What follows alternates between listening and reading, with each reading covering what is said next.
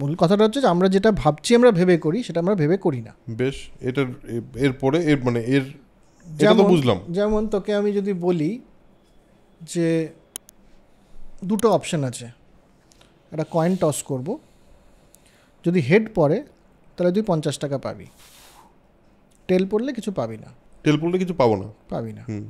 এটা option number 1। Option number 2 হচ্ছে 25 টাকা নিয়ে নিতে পারো তুমি আমার থেকে, শিওর শট 25 টাকা। কি চুজ করবি? 25 টাকা নিয়ে নেবো। কেন? দুটো তো একই। 50% chance of winning 50 rupees, there is a 50% chance of losing also. এইবার হচ্ছে এটাতে আমরা আসবো, এটাকে লস অ্যাভার্সন বলে। কিন্তু দুটোরই আউটকাম যদি ম্যাথমেটিক্যালি দেখতে হয় বা লজিক্যালি দেখতে হয়, দুটোরই আউটকাম এক হবে। যদি একজন ইকোনমিস্ট বা অর্থনীতিবিদকে বলা হয় বা একজন স্ট্যাটিস্টিশিয়ানকে বলা হয়, সে বলবে যে দুটোই এক। কিন্তু আমাদের মাথার মধ্যে কোথাও একটা কিছু চলছে যেখানে সে আমাকে বলছে যে না, ঠিক মানে এই সেকেন্ড অপশানটা নাও, প্রথম অপশানটা নিও না। এটা হচ্ছে মূল বিষয়। এখান থেকে এই সাইকোলজির এই যে আইডেন্টিফিকেশন, এই যে আইডিয়াটা, এটা অর্থনীতিতে চলে এলো এবং যে জন্য উনি নোবেল পেলেন। বেশ, এবার এই আইডিয়াটাই অর্থনীতিতে এলো। এবার ব্যাপারটাকে একটু স্টেপ বাই স্টেপ যাই যে কী কীভাবে এলো এবং কী কী হলো, তাতে কী কী হলোটা এটার মূল বিষয় নয়। উনি যেটা এলো কী করে, এলো কী করেটাও নয়, ওনার মূল বিষয় হচ্ছে কী কীভাবে আমরা এই ভুলটা করি। অনেক রকমের ভুল হয়ে যায়, অনেক রকমের বায়াস হয়। মানে অর্থনীতিতে বা জেনারেলি মানুষকে মনে করা হয় একটা খুব যুক্তিযুক্ত একটা প্রাণী বলে আমরা জানি। অর্থনীতিটা তাই বলে যে আমাকে একটা অপশান দেওয়া হলো, এটা কিনবে না এটা কিনবে, তো আমি যুক্তি দিয়ে, বিচার দিয়ে, সমস্ত বুদ্ধি দিয়ে আমি বিচার করব যে আমি কোনটা করব, এবং সেভাবেই মানুষ সিদ্ধান্ত নেয়। ইনি এসে বলে না, ওটা সিদ্ধান্ত নেওয়া ওইভাবে হয় না, ওটা অঙ্ক। মানুষ যে আসলে সিদ্ধান্ত নেয় সেটা হচ্ছে সিস্টেম 1 দিয়ে সিদ্ধান্ত বেশিরভাগ নেয়। সেজন্য তোমার ওই মানুষ যুক্তিযুক্ত এই অ্যাজামশনটাই ভুল। আচ্ছা, তো এর অনেক রকম আছে, তা আমরা শুধু উদাহরণগুলো দিলে পরে অনেক বোঝা যাবে। যেমন একটাকে জিনিস বলা হয় যে লিমিটেড অ্যাটেনশন। ধর তুই লিমিটেড অ্যাটেনশন, তো আমরা এই এখন গল্প করছি, এটা খুব বিষয় নিয়ে একটা গম্ভীর আলোচনা চলছে। এখন যদি কেউ এসে বলে আচ্ছা তুমি কি চা খাবে না কফি খাবে, নাকি বর্নভিটা খাবে, নাকি অন্য কিছু খাবে, আমি কিন্তু ভাববো না যে কোনটা আমার এখন খেতে ইচ্ছে করছে, তখন কোনটা খেলে আমার ভালো লাগবে, টুক করে বলে দেবো একটা যেটা মাথায় সামনে আসবে। আরে হ্যাঁ, কফি নিয়ে না যা হোক, মানে এইরকমই বলবো আমরা। হ্যাঁ, রেস্টুরেন্টে আমরা এটা করি যে বন্ধুদের সাথে খুব গল্প টল্প করছি, তখন মেনুতে কী হয়, চিলি চিকেন অর্ডার করে দেয়। একদম। আমাদের অ্যাটেনশনটা আমরা দিতে পারি না। একটা জিনিসে যখন আমাদের বেশি অ্যাটেনশন চলে যায়, তখন আমরা অন্য জিনিসে অ্যাটেনশনটা দিতে পারি না। এটা বোঝা যায় কি করে, যে যখন আমরা সিস্টেম 2 অ্যাপ্লাই করি, আমাদের এই যে চোখের পিউপিল যেটাকে বলে, পিউপিলটা বড় হয়ে, মানে পিউপিলটা ডাইলেট করে। ওই আমাদের আঁখে ভি হতি হে দিল কি জুবা, দিমাগ কি ভি জুবা।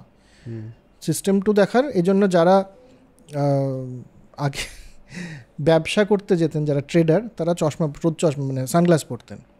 এবং উনিও বলছেন যে যারা সানগ্লাস পরে কথা বলবে তাদেরকে বিশ্বাস করবে না, কারণ সে তার ভেতরে কি ভাবছে সেটা তোমাকে দেখতে দিতে চায় না। কিন্তু সিস্টেম 2 যখনই মানুষ অ্যাপ্লাই করে, এটা ওনারা সায়েন্টিফিক্যালি দেখে প্রুভ করেছেন, তাদের কিন্তু পিউপিল ডাইলেট করে সিস্টেম 2 যদি অ্যাপ্লিকেশন হয়। এবং একটা পয়েন্টের পরে মানুষ ক্লান্ত হয়ে যায়, মানুষ আমাদের মাথাটা সিস্টেম 2 অ্যাপ্লাই করতে করতে মানুষের টায়ার্ডনেস আসে। আর সেই জন্যে তখন আমরা কিছু এমন চয়েস নিই যেটা ভুল হয়ে যায়। বই পড়ছে খুব, তার মানে তারপরে তাকে একটা অন্য কাজ করতে বলা হলে পরে সে আর সেটা করবে না। সে তখন টপ অফ দ্য মাইন্ড যেটা আছে সেটাই করবে। একবার যদি একটা জিনিসে আমার কাজে লেগে যায়, এক্সার্ট হয়ে যায় আমার মাথাটা পুরো ক্লান্ত হয়ে যায়, তারপরে আমি আর দুটো কাজ পরপর করতে পারবো। কাজে এই যে মাল্টিটাস্কিং করতে হবে, মাল্টিটাস্কিংটা মানুষ পারে না, কারণ সিস্টেম 2 এতটা ব্যান্ডউইডথ নিয়ে নেয় মাথার, যে একটা টাস্কে যদি পুরোপুরি আমার যত্ন এবং পুরো কনসেন্ট্রেশনটা চলে যায়, তাহলে আরেকটা কাজের জন্য আমি তখন সিস্টেম 2 নেব এবং সেখানে ভুল হবে মানে সেটা আর অপটিমাম চয়েস হবে না। একটা জিনিস আমাকে বল, সেটা জানি না এই বইটাতে এক্সপ্লেন করা আছে কিনা, সেটা হলো যে একটা এই যে আমরা এই কনভারসেশনটা আছি, আমরা একটা কনভারসেশন করতে করতে কিছু অন্য থটও তো আমাদের ব্যাক অফ দ্য মাইন্ড চলছে, এবং আমরা চাইছি যে ওই থটগুলো না থেকে আমরা পুরোপুরি এই কনভারসেশনটায় থাকি। এটাও তো একটা কাজ। তো এইটাও তো সিস্টেম 1 সিস্টেম 2-রই ব্যাপার। সেলফ কন্ট্রোলটা সিস্টেম 2। আচ্ছা, এই যে আমি ভাববো না ওই কথাটা, এখন এটা ভাববো, বা ওই যে তোকে প্রশ্ন করলাম শুরুতেই যে যার উপরে প্রচণ্ড রাগ বা যাকে একদম পছন্দ না সে সামনে এলে কী করবি, বললি যে আমি ক্যামেরার সামনে এটা বলবো না, এটা সেলফ কন্ট্রোল। এটার জন্য সিস্টেম 2 লাগে। সিস্টেম 1 ইমোশনাল, সিস্টেম 1 বলে দেবে। তো এই যে তুই নিজের মাথায় একটা কন্ট্রোল করছিস, এটাও তোকে ক্লান্ত করছে। কিন্তু